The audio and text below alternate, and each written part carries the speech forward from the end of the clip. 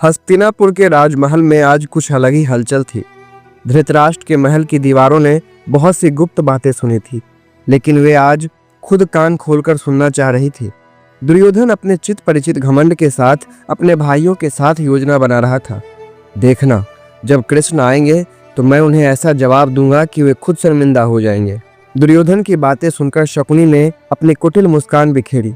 वो कहता है, बस तुम देखना, अगर कृष्ण कोई चालाकी करेगा तो हमारे पास भी चाल है।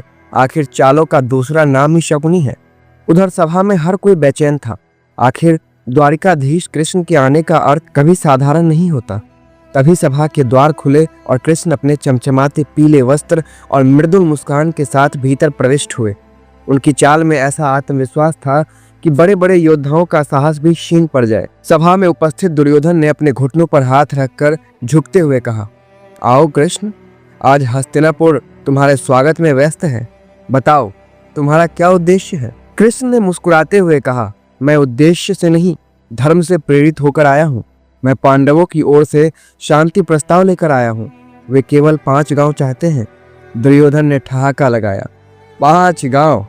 मैं तो उन्हें सुई के नोक के बराबर जमीन भी नहीं दूंगा। सभा में एक अजीब सी खामोशी छा गई। कृष्ण ने गंभीर स्वर में कहा, दुर्योधन, मैं एक आखिरी बार पूछ रहा हूँ, सोच लो। ये प्रस्ताव तुम्हारे अहंकार को नहीं, तुम्हारे कुल को बचाने के लिए है। लेकिन दुर्योधन का अहंकार पहाड़ से भी ऊंचा और समुद्र से भी गहरा था। उसने व्यंग करते हुए कहा, कृष्ण, अगर तुम इतने ही महान हो तो क्यों न पांडवों को समझाकर उन्हें युद्ध छोड़ने के लिए कहो। कृष्ण मुस्कुराए।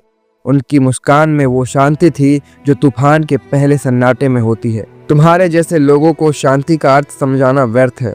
कृष्ण ने अचानक दुर्योधन की ओर बढ़ते हुए कहा, क्या तुम वाकई सोचते हो कि तुम्हारा ये घमंड, तुम्हारा ये बल तुम्हें जीत दिलाएगा? तभी कृष्ण ने अपना विराट रूप प्रकट कर दिया।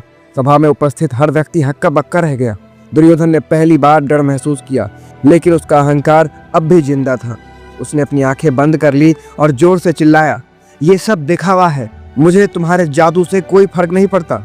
कृष्ण ने सामान्य रूप में लौटते हुए कहा, दिखावा?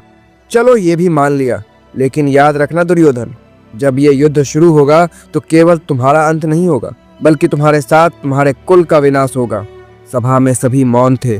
भीष्म और द्रोण तक सिर झुकाए बैठे थे। कृष्ण जाने के लिए मुड़े, लेकिन जाते जाते उन्होंने दुर्योधन से कहा, युद्ध अनिवार्य है, लेकिन मेरे प्रस्ताव ने तुम्हें एक मौका दिया था और तुमने वो मौका भी खो दिया। अब मैं तुम्हें रणभूमि में मिलूंगा, तब तक अपनी सेना और अपने भाग्य को संभाल लो। इस तरह महाभारत युद्ध का आरंभ हुआ। अगर आपको वीडियो पसंद आई हो तो वीडियो को लाइक करें और कमेंट करके बताएं कि आपको वीडियो कैसी लगी, और हमारे पुराण चर्चा चैनल को सब्सक्राइब करें। बहुत बहुत धन्यवाद आपका।